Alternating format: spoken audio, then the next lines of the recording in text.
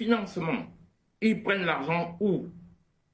Et j'avais dit ici, je ne sais pas si beaucoup de gens avaient compris ce que ça veut dire, à partir du moment, donnez-moi la possibilité de battre le dollar. Maintenant, je déstabilise le gouvernement américain. Si vous me donnez la possibilité de battre le dollar, d'imprimer le dollar, je prends des millions de dollars, je donne aux gens, je dis allez déstabiliser, faites poser des actes terroristes. Mais c'est ce qui se passe en zone CFA. Vous avez des gens qui sont capables d'imprimer votre monnaie. Ils sont donc capables de vous déstabiliser. Ils sont capables d'aller donner de l'argent dans nos frontières pour financer le terrorisme et ceci ne leur coûte rien. Ça ne leur coûte rien, il faut bien comprendre ça. Parce qu'ils impriment le papier et vous le donnent. Et c'est d'ailleurs l'une des raisons, les gens ne comprennent pas pourquoi on dit que la monnaie est un aspect de souveraineté. Il faut donner la possibilité de battre le dollar. Maintenant, je finance le prochain chef d'État des États-Unis. Hein, et j'en fais un chef d'État. Je finance des groupes noirs pour leur demander de se désolidariser du gouvernement américain. Je peux financer le Ku Klux Klan pour demander de créer une suprématie blanche.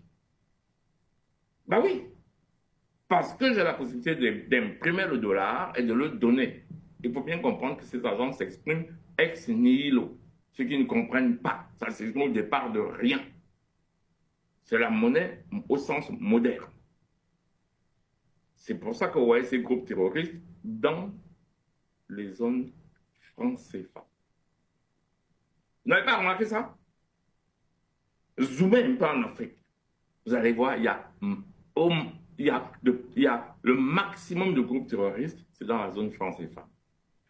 Parce que, même si le dollar n'est pas accepté là, donc les impérialistes soumis au dollar ne peuvent pas directement financer des actes terroristes dans nos pays.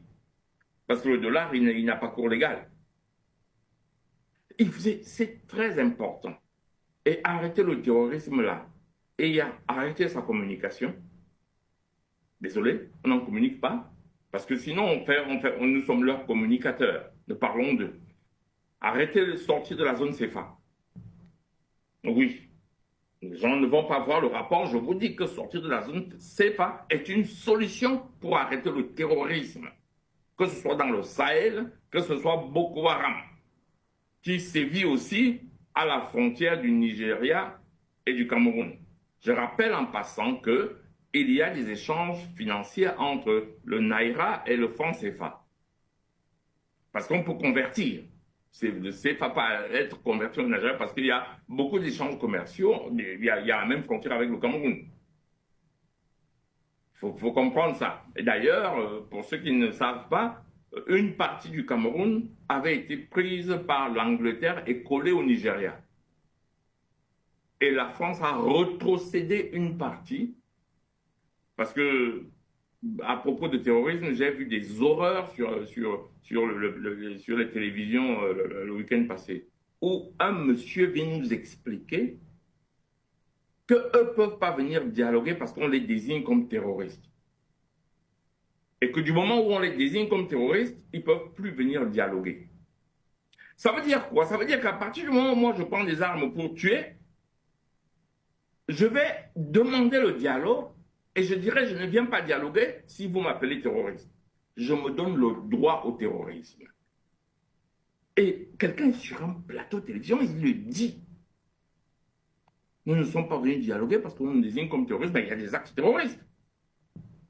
Il y a des actes terroristes qui sont proposés. Il y a des gens qui doivent avoir le droit de tuer et sans être sanctionnés, sous prétexte qu'ils sont dans des revendications ethniques ou tribales ou religieuses.